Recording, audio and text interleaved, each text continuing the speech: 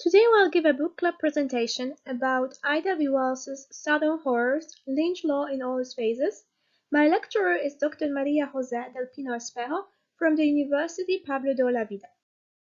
And my name is Aleksandra Orkish, and I am an Erasmus student from Jagiellonian University in Poland, currently studying at the University Pablo de Olavide in Seville, Spain, and I prepared book club discussion for my course Introduction to Sociology. Firstly, I will give basic information about Ida B. Wells, then I will read an original text of Southern Horrors, Lynch Law in All Its Phases, while also giving my comments. Ida B. Wells was a great journalist, activist, and also researcher in the late 19th and early 20th century. She was born on July 16, 1862, in Holly Springs, Mississippi. She was born into slavery during the Civil War. Once the war ended, the government abolished slavery. Her parents became politically active, and they installed in her activism and the importance of education. Both her parents died of yellow fever when she was just 16 years old, and she was left to raise her siblings. She started working as a teacher so that she could provide for her family. In 1884, she was involved in a racist incident. Ida B. Wells bought a first-class train ticket. However, she was still ordered to move to the African-American car. She refused to do so, but was forcefully removed.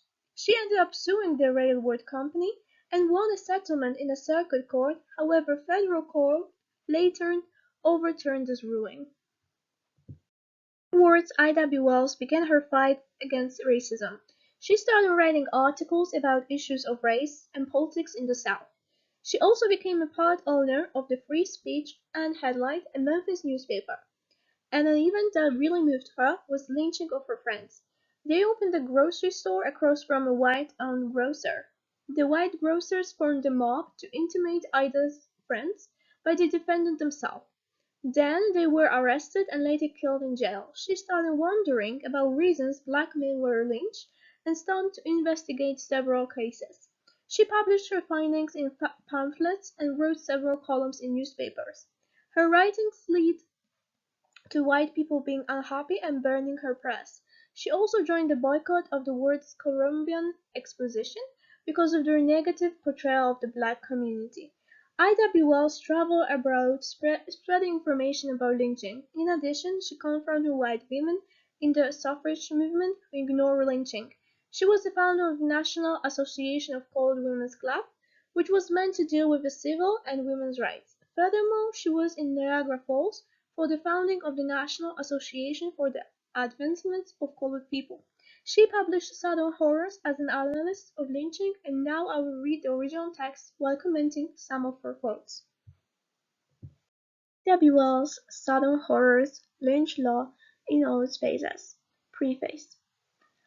The greater part of what is contained in these pages was published in the New York Age, June 25, 1892.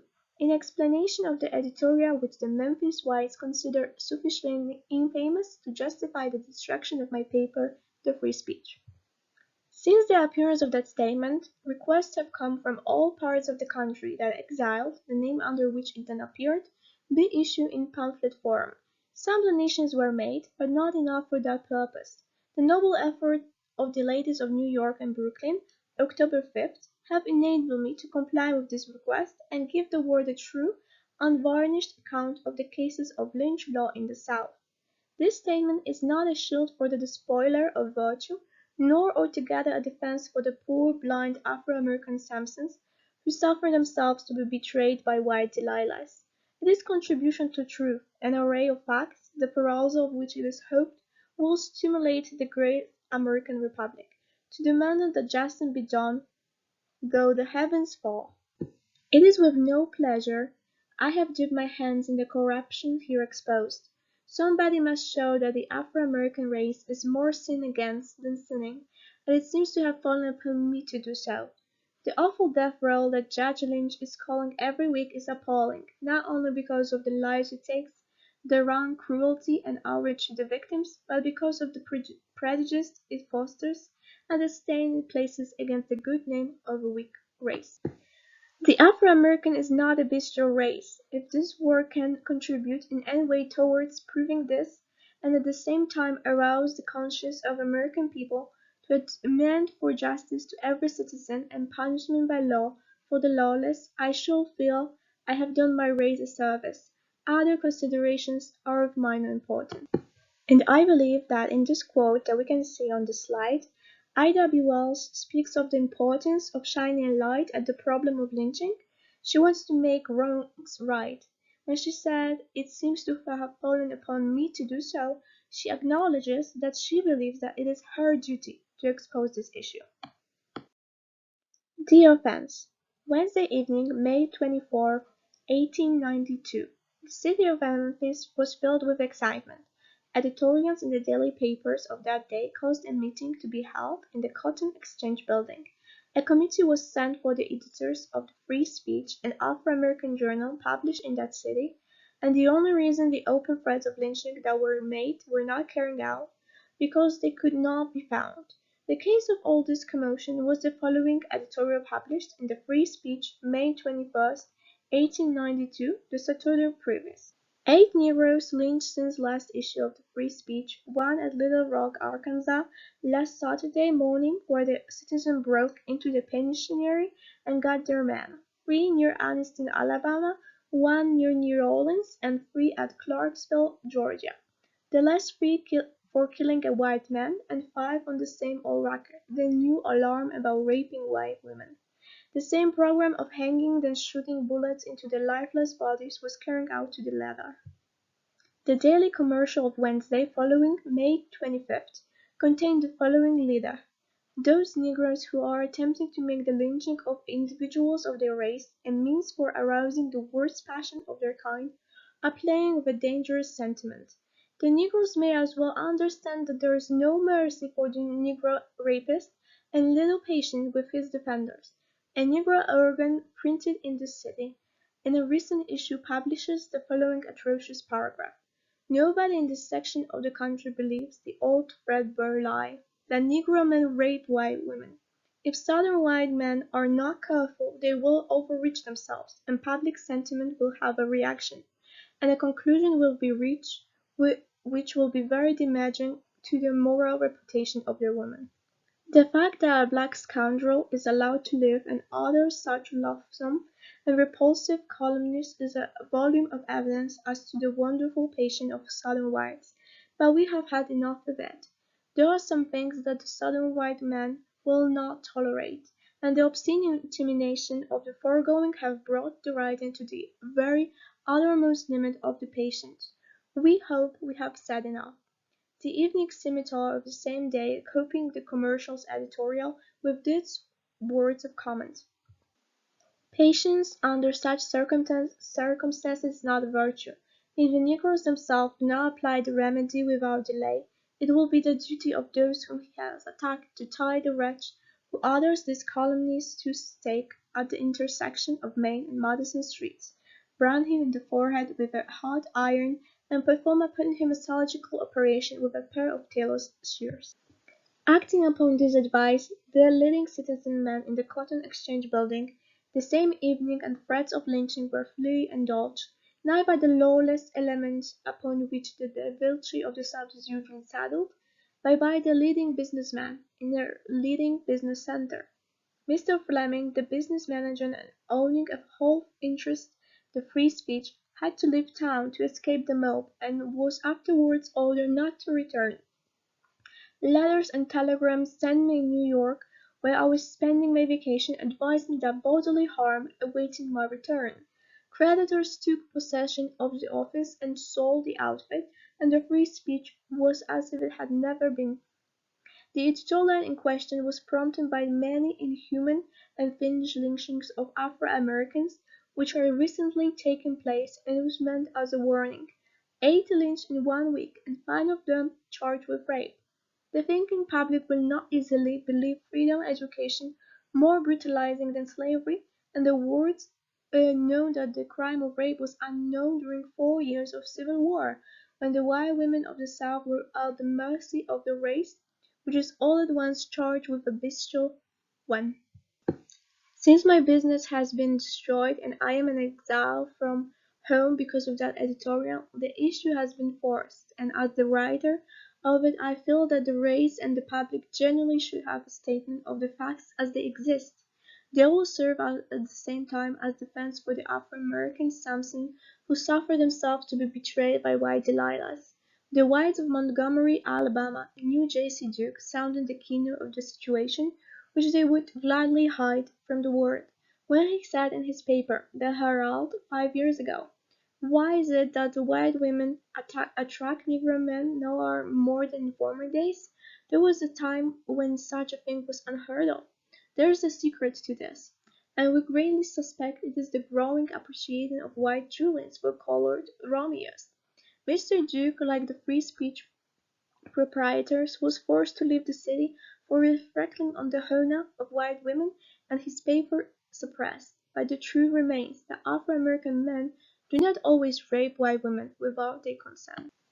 Mr. Duke, before leaving Montgomery, signed a card disclaiming any intention of slandering Southern white women. The editor of the Free Speech has no disclaimer to enter, but asserts instead that there are many white women in the South who would marry colored men if such an act would not place them at once beyond the pale of society and within the clutches of the law. The miscegenation laws of the South only operate against the legitimate union of the races. They leave the white man free to seduce all the colored girls he can, but is a death to the colored man who yields to the force and advances of similar attraction in white women. White men lynch the offending Afro-American not because he is the spoiler of virtue, but because he succumbs to the smiles of white women. The fragment that I have just read, I.W. Wells refers to the miscegenation laws that prohibited interracial marriage and sexual relations in the United States. She speaks of the double standard in the manner these rules were enforced, with a blind eye being turned on for the white man, and big commotions and even lynching being considered a justified response to a black man doing the same. I.W. Wells also makes a compelling argument that white people were initiators of those interracial relationships. In the quote that I chose to show on the slide, she says that it was white men who seduced black women and black men who succumbed to white women. In that way, Wells portrayed the lack of power black people had in the 19th century, not only with laws, but also in everyday situations and human interactions. The black and white of it. The Cleveland Gazette of January 16, 1892, publishes a case in point. Mrs. J.C. Underwood, the wife of the minister of Elyria, Ohio, accused an Afro-American of rape. She told her husband that during his absence in 1888, stamping the state for the Prohibition Party, the man came to the kitchen door, forced his way into the house, and assaulted her. She tried to drive him out with a heavy poker, but he overpowered her and chloroformed her, and when she revived her clothing was torn and she was in a horrible condition. She did not know the man, but could identify him. She pointed out William Offut, a married man who was arrested and, being in Ohio, was granted a trial. The prisoner vehemently denied the charge of rape, but confessed he went to Mrs. Underwood's residence at the invitation and was criminally intimate with her at her request. This availed him nothing against the sworn testimony of a minister's wife, a lady of the highest respectability. He was found guilty and entered the penitentiary, December 14, 1888, for 15 years. Some time afterwards the woman's remorse led her to confess to her husband that the man was innocent. These are her words. I met Offut at the post office. It was raining. He was polite to me, and I had several bundles in my arms. He offered to carry them home for me, which he did. He had a strange fascination for me, and I invited him to call on me. He called bringing chestnuts and candy for the children. By this means we got them to leave us alone in the room. Then I sat on his lap. He made a proposal to me, and I readily consented. Why I did so I do not know, but that I did is true.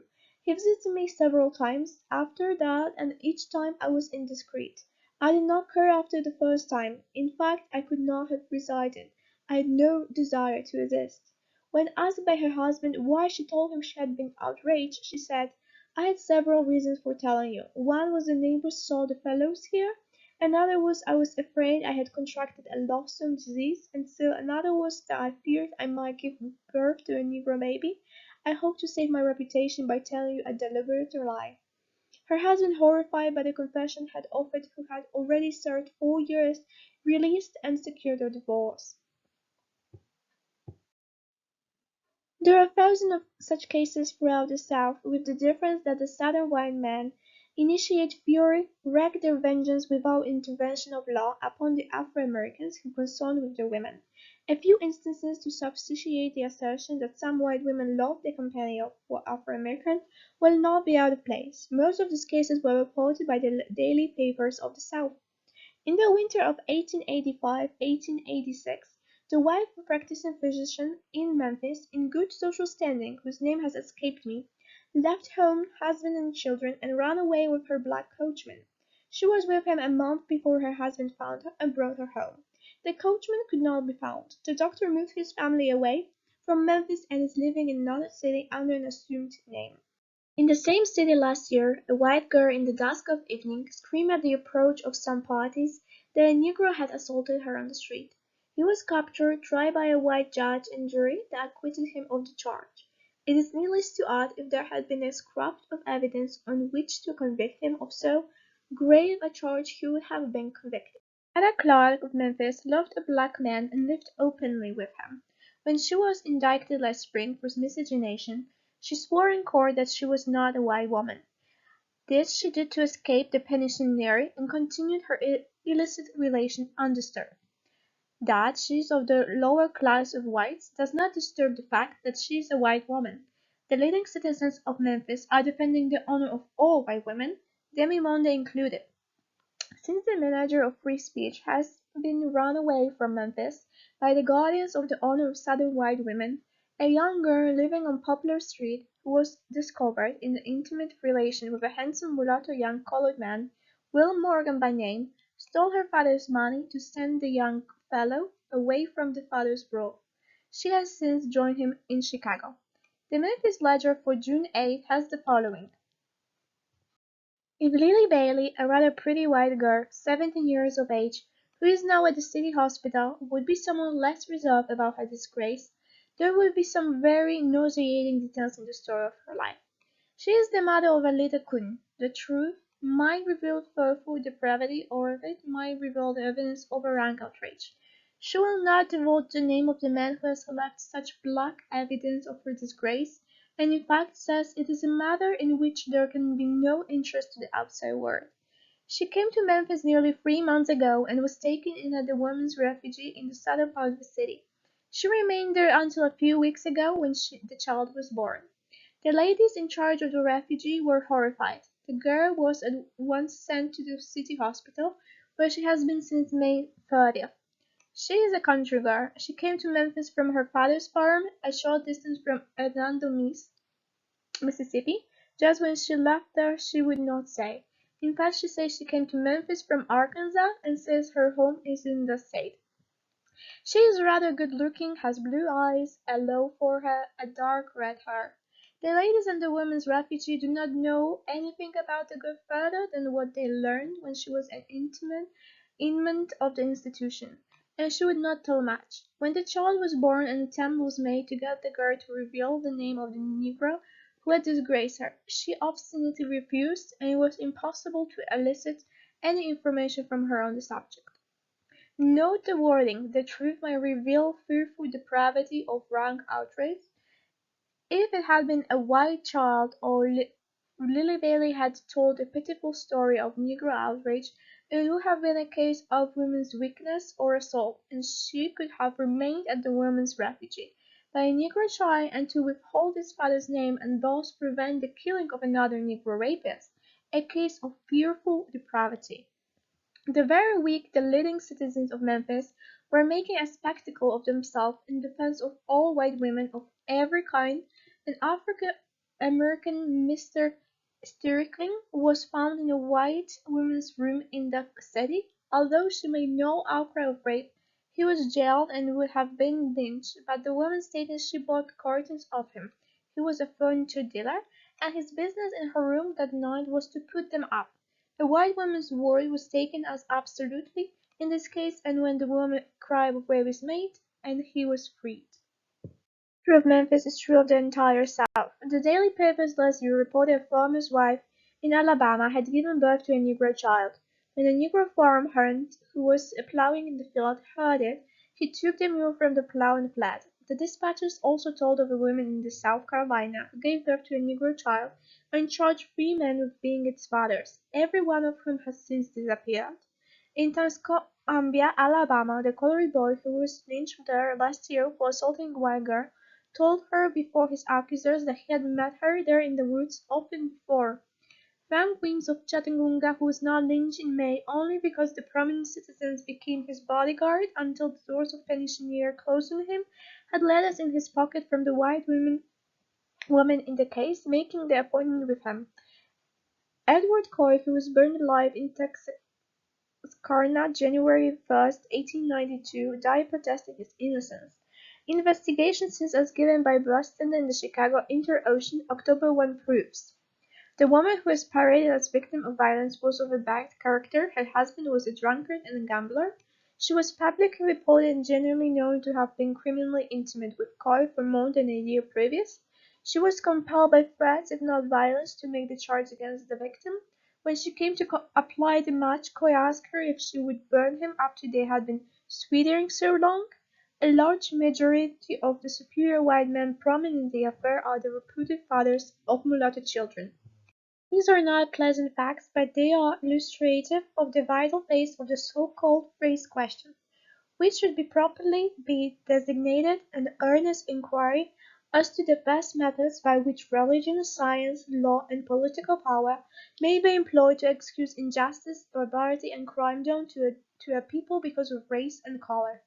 There can be no possible belief that these people were inspired by any consuming zeal to vindicate God's law against miscegenation of the most practical sort.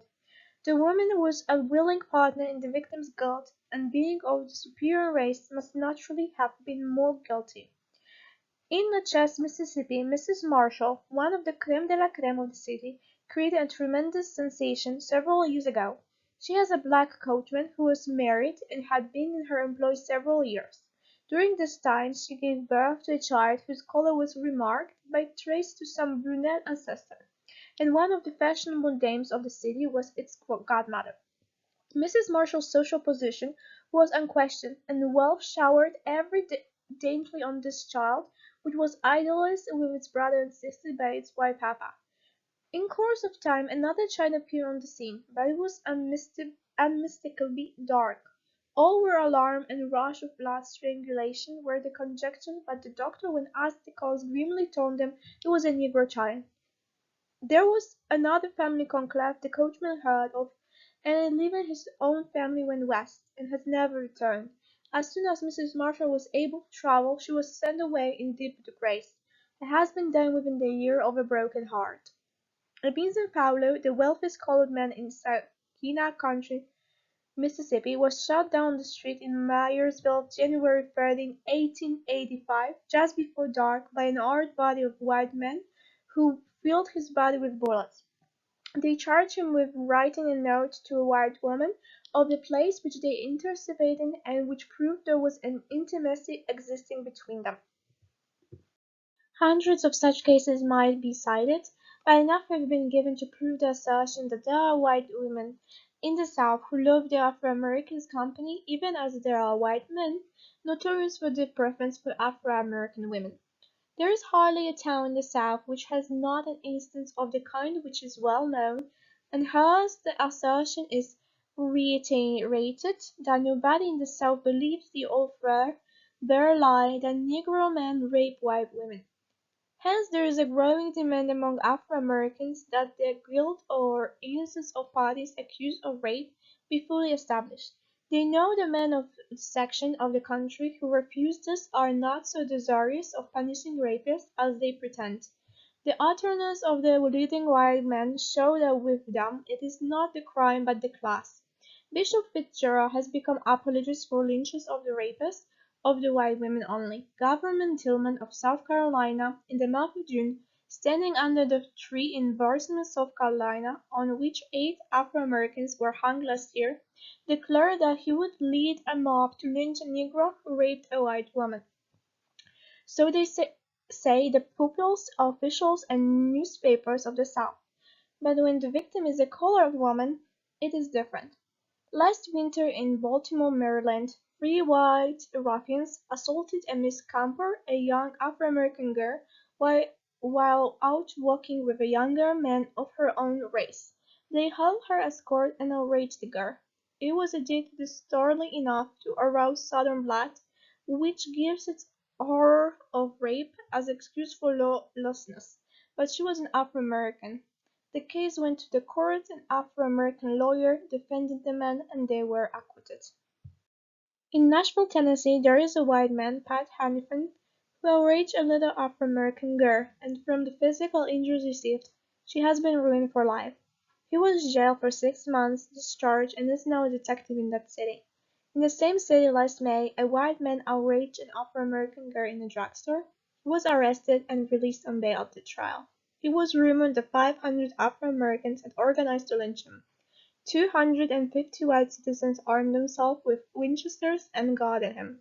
A cannon was placed in front of his home, and the Buchanan Rifles ordered to the scene for his protection.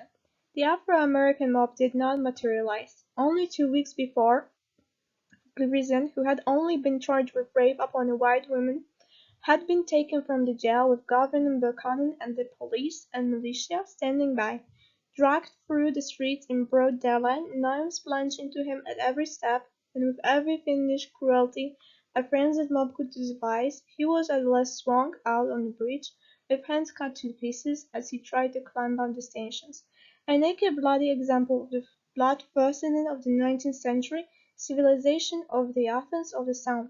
No cannon or military was called out in his defense. He dared to visit a white woman. At the very moment the civilized whites were announcing their determination to protect their wives and daughters by murdering Reason, a white man was in the same jail for raping 8-year-old Maggie Reese, an Afro-American girl who was not harmed. The honor of brown women were glad enough to be supported by Reason Boyd and Ed Coyne as long as the liaison was not known, needed protection, they were white. The average of helpless childhood needed no avenging in these games. She was black. A white man in Guthrie, Oklahoma Territory 2 months ago inflicted some injuries upon another Afro-American child that she died. He was not punished, but an attempt was made in the same town in the month of June to lynch an Afro-American who visited a white woman. In Memphis, Tennessee, in the month of June, a Legend Doe, who is the husband of Russell Hancock's widow, was arrested for attempting rape on the Mattie Cole, a neighbor's cook. He was only prevented from accomplishing his purpose by the appearance of Mattie's employer. Those friends say he was drunk and not responsible for his actions. The grand jury refused to indict him, and he was discharged. So we can see that in this chapter, Ida B. Wells presents several examples of white women being in consensual relations with black men. She shows inequality of those relationships and that sometimes with just a word of a white woman, black men were sent to prison or for death. In the quote on the slide, we can see one woman who comes clean with her false accusations of rape and that she was a willing participant.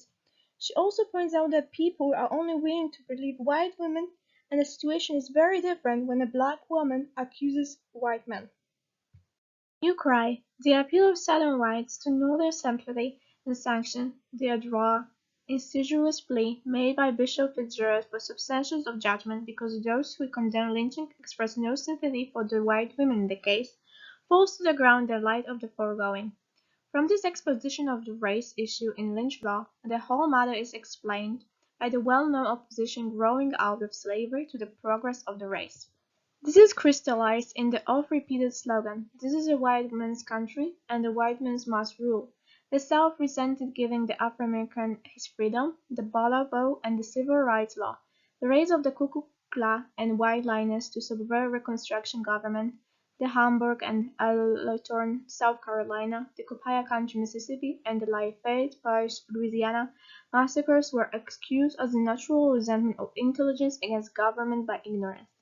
Honest white men practically conceded the necessity of intelligence murdering ignorance to correct the mistakes of the general government, and the race was left to the tender mercies of the South. Thoughtful Afro-Americans with the strong arm of the government withdraw, and with the hope to stop such wholesome massacres, urge the race to sacrifice its political rights for the sake of peace. They honestly believe the race should fit itself for government, and when that should be done, the objection to race participation in politics should be removed.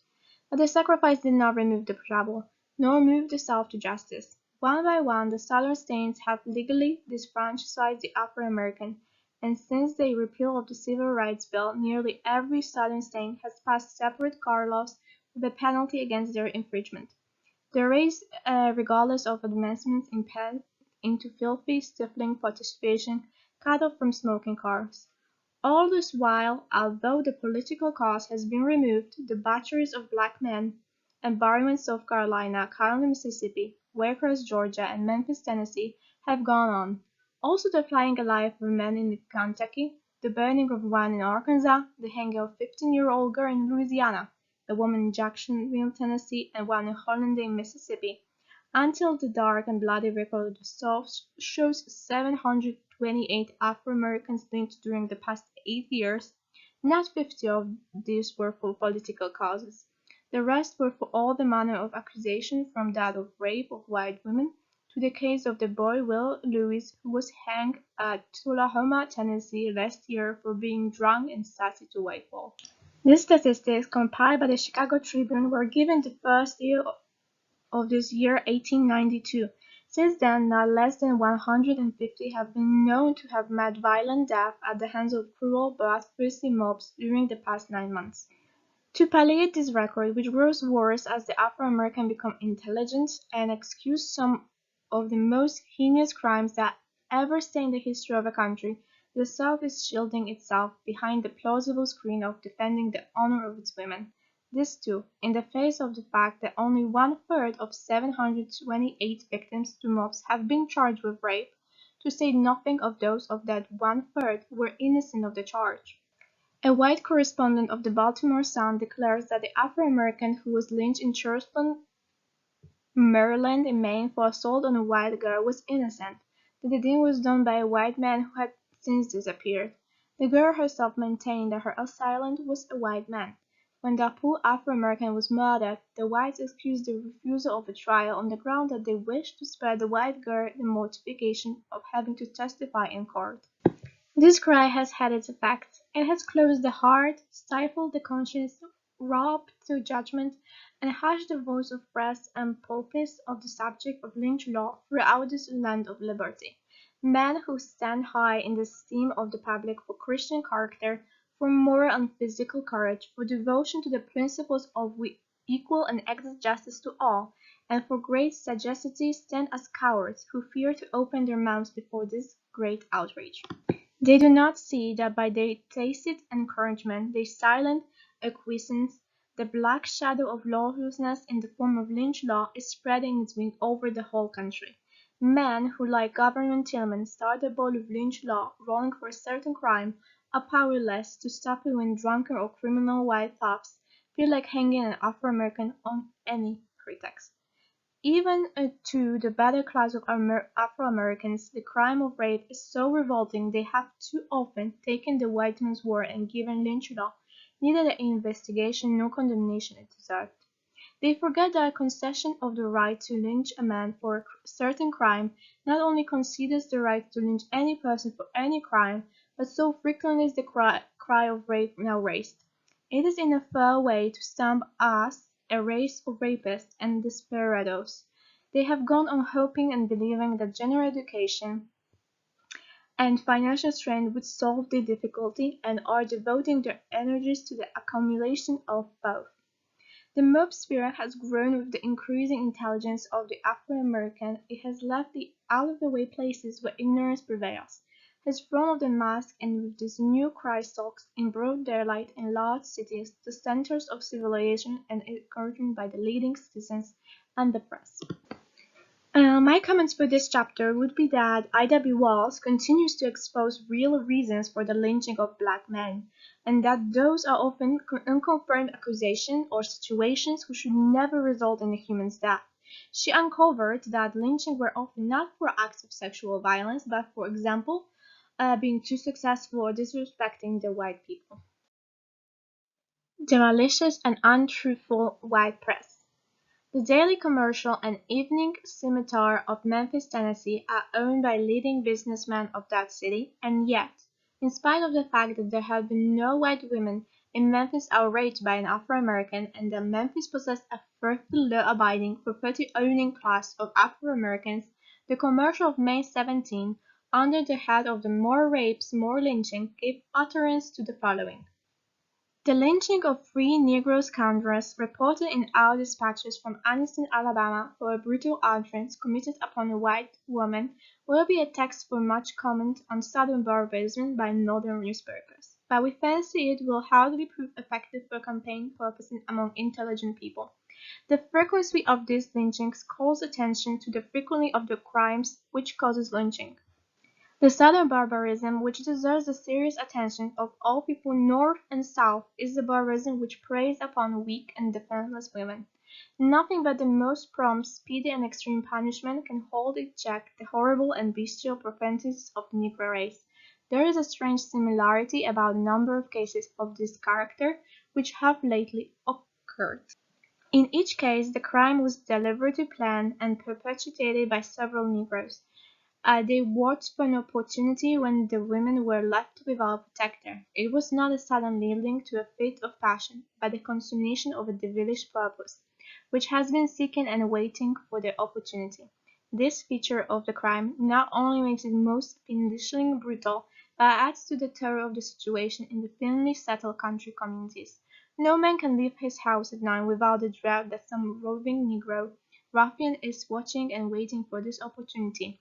The swift punishment which invariably follows these horrible crimes doubtless acts as a deterring effect upon the Negroes in that immediate neighborhood for a short time. But the lesson is not widely learned nor long remembered. Then such crimes equally atrocious have happened in quick succession, one in Tennessee, one in Arkansas, and one in Alabama. The facts of the crime appear to appeal more to the Negro's lustful imagination than the facts of the punishment to its hearers. He set aside all fear of death in any form when opportunity is found for the gratification of his bestial desires. There is small reason to hope for any change for the better. The commission of this crime grows more frequent every year. The generation of Negroes which have grown up since the war have lost in large measure the traditional and wholesome awe of the white race which kept the Negroes in subjection, even when they mastered when the army and the families left unprotected except by the slaves themselves. There is no longer a restraint upon the brute passion of the Negro. What is to be done? The crime of rape is always horrible. But the Southern man there is nothing which so fills the soul with horror, loathing, and fury as the outraging of a white woman by a Negro. It is the race question in the ugliest, vilest, most dangerous aspect. The Negro as a political factor can be controlled, but neither laws nor lynching can subdue his lust. Sooner or later it will force the crisis. We do not know in what form it will come. In its issue of June 4th, the Memphis Evening Scimitar gives the following excuse for lynch law. Aside from the violation of white women by Negroes, which as the outcropping of bestial preservation of instinct, the chief cause of trouble between the races in the South is the Negro's lack of manners. In the state of slavery, he learned politeness from association with white people, who took pains to teach him. Since the emancipation came and the time of mutual interest in regard between master and servant was broken, the Negro has drifted away into a state which is neither freedom nor bondage. Lacking the proper inspiration of the one and the restraining force of the other, he has taken up the idea that boorish insolence is independence, and the exercise of a different degree of breeding towards white people is identical with servile submission. In consequence of the prevalence of this notion, there are many Negroes who use every opportunity to make themselves offensive, particularly when they think it can be done with impunity. We have had too many instances right here in Memphis to doubt this, and our experience is not exceptional. The white people won't stand this sort of thing, and whether they be insulted as individual or as a race, the response will be prompt and effectual. The bloody riot of 1866, in which so many Negroes perished, was brought on principally by the outrageous conduct of the blacks towards the whites on the street. It is also a remarkable and discouraging fact that the majority of such scoundrels are Negroes who have received educational advantages at the hands of the white taxpayers. They have got just enough of learning to make them realize how hopelessly their race is behind the other in everything that makes it great people, and they attempt to get even by insolence, which is either the resentment of inferiors. There are well-bred Negroes among us, and it is truly unfortunate that they should have to pay, even in part, the penalty of the offences committed by the baser sort, but this is the way of the world. The innocent must suffer for the guilty. If the Negroes as a people possessed a hundredth part of the self-respect which is evidently by the conscious bearing of some, the similar could name, the friction between the races would be reduced to a minimum. It will not do to beg the question by pleading that many white men are also stirring up riffle. The Caucasian black girl simply obeys the promptings of a depraved disposition, and he is seldom deliberately rough or offensive towards strangers or unprotected women.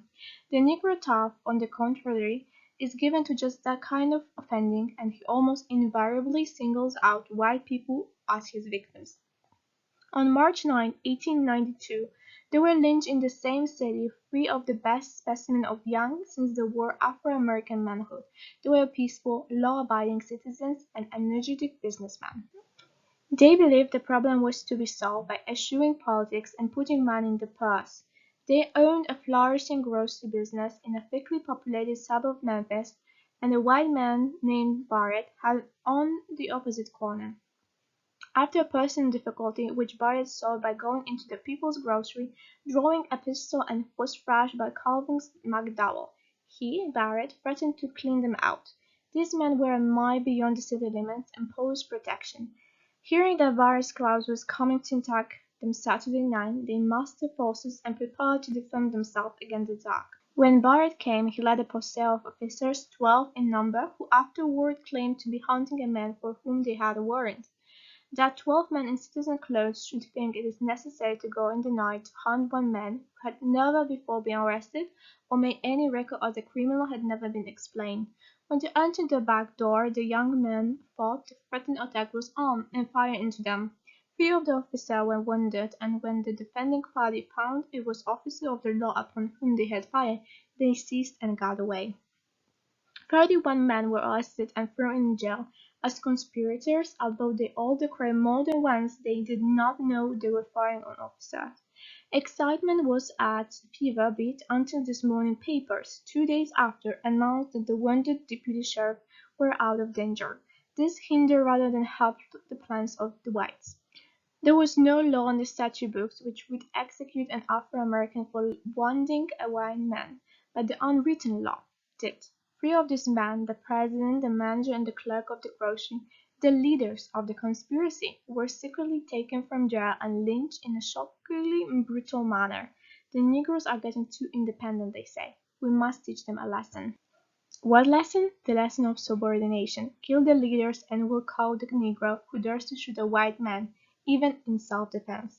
Although the race was wild over the outrage, the mockery of law and justice which disarmed men and locked them up in jails, where they could be easily and safely reached by the mob, the Afro-American minister, newspapers, and leaders counseled obedience to the law which did not protect them. Their counsel was heeded and not a hand was uplifted to resent the outrage. Following the advice of the free speech, people left the city in great numbers. The dailies and Associated Press reports heralded these men to the country as toughs and Negro desperados who kept a low dive. This same press service printed that the Negro who was lynched in Indianola, Mississippi, in May, had outraged the sheriff's 8-year-old daughter.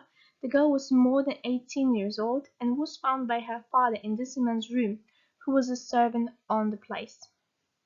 Not content with misrepresenting the race, the mob spirit was not to be satisfied until the paper, which was doing all it could to counterattack this impression, was silenced. The colored people were resenting their bad treatment in a way to make itself felt, yet gave the mob no excuse for further murder, until the appearance of the editorial, which is constructed as a reflection on the honor of the Southern white women. It is not half so libelous as that of the commercial which appeared 4 days before, and which has been given in these pages, they would have lynched the manager of the Free Speech for exercising the right of free speech if they had found him as quickly as they would have hanged a rapist, and glad of the excuse to do so. The owners were ordered not to return the free speech, was suspended with little complication, as the business of People's Grocery broken up and the proprietors murdered. I would say that in this chapter I.W. Wells is exposing the malicious and untruthful white press by showing examples of them omitting the truth and presenting situations to fit their own narrative. Self-exposition.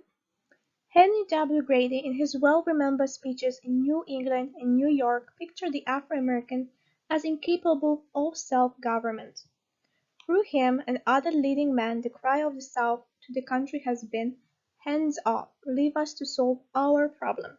To the Afro-American, the South says, "The white man must and will rule." There is little difference between antebellum South and the New South. Her white citizens are wedded to any method however revolting, any measure however extreme, for the subjugation of the young manhood of the race. They have cheated him out of his ballot, deprived him of his civil rights, or witnessed therefore in the civil courts, robbed him of the fruits of his labor, and are still murdering, burning, and lynching him. The result is growing disregard of human life. Lynch law has spread its insidious influence till men in New York State, Pennsylvania, and on the free Western plains feel they can take the law in their own hands with impunity, especially when Afro-American is concerned. The South is brutalized to a degree not realized by its own inhabitants, and their very foundation of government, law, and order imperiled. Public sentiment has had a slight reaction, though not sufficient to stop the crusade of lawlessness and lynching. The spirit of Christianity of the great church was aroused to the frequent and revolting crimes against a weak people, enough to pass strong condemnatory resolutions at a general conference in Omaha last May. The spirit of justice of the Grand Old Party asserted itself sufficiently to secure a denunciation of the wrongs and a feeble declaration of the belief in human rights in the Republican platform in Minneapolis. June 7. Some of the great dailies and weeklies have swung into line declaring that lynch law must go. The President of the United States issued a proclamation that it can not be tolerated in the territories over which he has jurisdiction. Governor Norton and Chief Justice Blakely of Georgia have proclaimed against it. The citizens of a city in Tennessee have set a worthy example in that they not only condemn lynch law, but have public demanded trial for. They accused rapists and guarded him while the trial was in progress. The trial only lasted 10 minutes, and Weems chose to plead guilty and accept 21-year sentence, then invite a certain death which awaited him outside the cordon of police if he had told the truth and shown the letters he had from the white woman in the case. Colonel A. S. Colliard of Nashville, Tennessee, is so overcome with the horrible state of affairs that he is addressing the following earnest letter to the Nashville American. Nothing since I have been a reading man has so impressed me with the decay of manhood among the people of Tennessee as did the solid submission to the mob rule. We have reached the unprecedented low level, the awful criminal depravity of substituting the mob for the court and jury, of giving up the jail keys to the mob whenever they are demanded. We do it in the large cities and the country towns, we do it in midday, we do it after full, not to say formal, notice and so thoroughly and generally. It is acquisitious that the mothers have discarded the formula of masks. They go into the town where everybody knows them, sometimes under the gaze of the government, in the presence of the courts, in the presence of the sheriff and his deputies, in the presence of the entire police force. Take out the prisoner, take his life, often with fiendish glee, and often with acts of cruelty and barbarism which impress the reader with a degeneracy rapidly approaching savage life. The disdain is disgrace, but faintly expresses the humiliation which has settled upon the once proud people of Tennessee. The State, in its majesty, through its organized life, for which the people pay liberally, makes but one record, but one note, and that a criminal falsehood was hung by persons to the jury unknown. The murder at Shelbyville is only a verification of what every intelligent man knew would come, because with a mob a rumor is as good as a proof. These efforts brought forth apologies and a short halt, but the lynching mania was raged again through the past 3 months with unabated fury. The strong arm of the law must be brought to bear upon lynchers in severe punishment, but this cannot and will not be done unless a healthy public sentiment demands and sustains such action. The men and women in the South who disapprove of lynching and remain silent on the perpetration of such outrages are participants, criminals, accomplices, accessories before and after the fact, equally guilty with the actual lawbreakers who would not possess if they did not know that neither the law nor militia would be employed against them. In this fragment of a pamphlet, I.W. Wells is showcasing how the situation looks in the South, how men and women feel about lynching, and how there is still a social permission for lynching in the South. Help, help. In the creation of this healthier public sentiment, the Afro-American can do for himself what no one else can do for him. The world looks on with wonder that we have conceded so much and remain law-abiding under such great outrage and provocation. To Northern capital and Afro-American labor the South owes its rehabilitation. If labor is withdrawn, capital will not remain. The Afro-American is thus the backbone of the South. A thorough knowledge and judicious exercise of this power in lynching localities could many times effect a bloodless revolution. The white man's dollar is his god, and to stop this will be to stop outrages in many localities. The Afro-Americans of Memphis denounced the lynching of three of their best citizens and urged and waiting for the authorities to act in the matter and bring the lynchers to justice. No attempt was made to do so, and the black men left the city by thousands, bringing about great stagnation in every branch of business.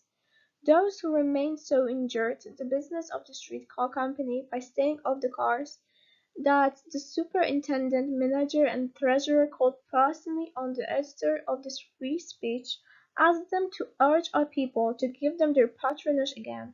Other businessmen became alarmed over the situation, and the free speech was run away that the colored people might be more easily controlled. A meeting of white citizens in June, 3 months after the lynching, passed resolutions for the first time condemning it, but they did not punish the lynchers. Every one of them was known by name, because they had been selected to do their dirty work by some of the very citizens who passed these resolutions. Memphis is fast losing her black population, who proclaim as they go that there is no protection for the life and property of any Afro-American citizen in Memphis who is not a slave. The Afro-American citizen of Kentucky, whose intellectual and financial improvement has been phenomenal, have never had a separate car law until now. Delegations and petitions poured into the legislature against it, yet the bill passed, and the Jim Crow car of Kentucky is a legalized institution. Will the great mass of Negroes continue to patronize the railroad? A special from Covington, Kentucky says, the railroads of the state are beginning to feel very markedly the effects of the separate coach bill recently passed by the legislature. No class of people in the state have so many and so largely attended excursions as the blacks. All these have been abandoned, and regular travel is reduced to a minimum. A competent authority says the loss to the various roads will reach 1 million this year. A call to a state conference in Lexington, Kentucky, last June had delegates from every county in the state. Those delegates, the ministers, teachers, head of secrets, and others orders, and the head of every family should pass the word around for every member of the race in Kentucky to stay all railroads unless obliged to ride. If they did so, and their advice was followed persistently, the convention would not need to petition the legislature to repeal the law or raise money to file a suit. The railroad corporation would be so affected they would in self-defense lobby to have the separate car law repealed. On the other hand, as long as the railroads can get Afro-American excursion, they will always have plenty of money to fight all the suits brought against them. They will be aided in doing so by the same partisan public sentiment which passed the law. white men passed the law, and white judges and juries would pass upon the suits against the law, and render judgment in line with their prejudice and in defense to the greater financial power.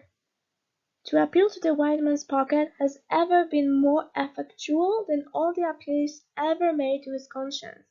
Nothing, absolutely nothing, is to be gained by a further sacrifice of manhood and self-respect.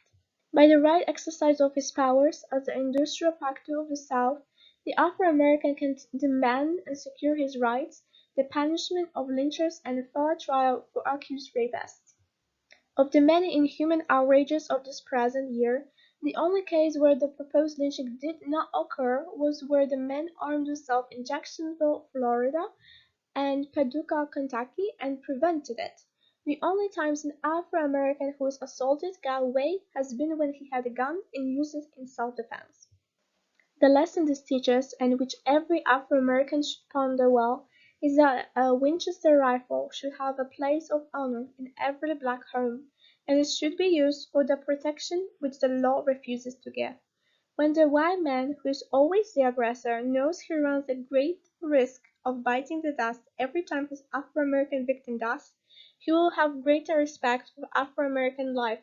The more the Afro-American yields and cringes and backs, the more he has to do so, the more he is insulted, outraged, and lynched.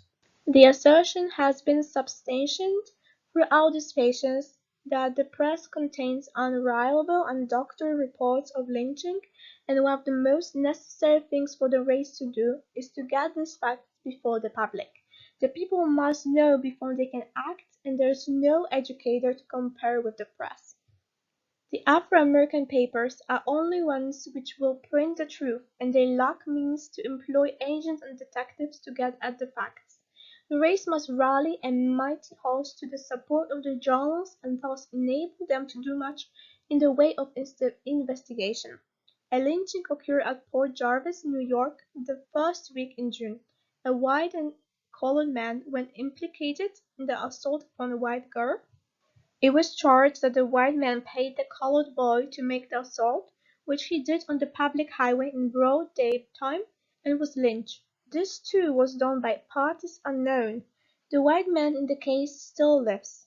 He was imprisoned and promises to fight the case on trial. At the preliminary examination, it developed that he had been a suitor of the girl's. She had repulsed and refused him, yet had given her money and had sent threatening letters demanding more. The day before this examination she was so wrought up, she left home and wandered miles away. When found, she said she did so because she was afraid of the man's testimony. Why should she be afraid of the prisoner? Why should she yield to his demands for money, if not to prevent him exposing something he knew? It seems explainable only on the hypothesis that a liaison existed between the colored boy and the girl, and the white man knew of it. The press is singularly silent. Has it a motive? We owe it to ourselves to find out. The story comes from Lauren, Kansas. October 1st, the young white lady held at bay until daylight without alarming anyone in the house a burly negro who entered her room and begged. The burly negro was promptly lynched without investigation or examination of inconstitutional stories. A house was found burned down near Montgomery, Alabama, in Monroe County, October 14, a few weeks ago. Also the burned bodies of the owners and melted piles of gold and silver. These discoveries led to the conclusion that the awful crime was not prompted by motives of robbery. The suggestion of the whites was that brutal lust was incentive, and as there are nearly 200 Negroes living within a radius of 5 miles of the place, the conclusion was inevitable that some of them were the perpetrators. Upon this suggestion, probably made by the real criminal, the mob acted upon the conclusion and arrested 10 Afro-Americans. 4 of whom they tell the world confessed to the deed of murdering Richard Johnson and outraging his daughter Janet. These 4 men, Beryl Jones, Moses Johnson, Jim and John Packer, none of them 25 years of age, upon this conclusion were taken from jail, hanged, shot and burned while yet alive the night of October 12th. The same report says Mr. Johnson was on the best of terms with his negro tenants. The race, thus outraged, must find out the facts of this awful hurling of men into eternity on supposition and give them to the indifferent and offending country. We feel this to be a garbled report, but how can we prove it? Near Vicksburg, Mississippi, a murder was committed by a gang of burglars. Of course it must have been done by Negroes, and Negroes were arrested for it. It is believed that two men, Smith Tooley and John Adams, belonged to a gang controlled by white men. Fearing exposure on the night of July 4, they were hanged in the courthouse nearby by those interested in silencing them. Robberies since committed in the same vicinity have been known to be by white men who had their faces blackened. We strongly believe in the innocence of these murdered men, but we have no proof. No other news goes out to the world save that which stamps us as a race of cutthroats, robbers, and lustful wild beasts. So great is Southern hate and prejudice, they legally hung poor little 13-year-old Mildred Brown in Columbia, South Carolina, October 7, on the circumstantial evidence that she poisoned a white infant. If her guilt had been proven unmistakably, had she been white, Mildred Brown would never have been hung. The country would have been aroused, and South Carolina disgraced forever for such a crime. The Afro-American himself did not know, as he should have known, as his journals should be in a position to have him known and act. Nothing is more definitely settled than he must act for himself. I have shown how he may employ the boycott, immigration, and the press, and I feel that by a combination of all these agencies can be effectually stamped our lynch law. That the last relic of barbarism and slavery. The gods help those who help themselves. So the quote that we can see on the slide show us with what message Ida B. Wells wanted to end her pamphlet. She continues the theme presented in previous chapters that the white men are the aggressors. She wants the black people to understand and accept the fact that the law will never be in their favor, and that is why they need to protect themselves. She suggests that when the white men will know that there is a risk of retaliation from black men, then they will respect them more. To summarize, in this pamphlet, Ida B. Wells wanted to raise public awareness about why racism and violence in the South of the USA. She focused on showing the truth about the act of lynching. In my opinion, she clearly wanted to give the public facts. She wished to do it because she still believed that the American people are just, and when they hear all the information, they will stand against lynching.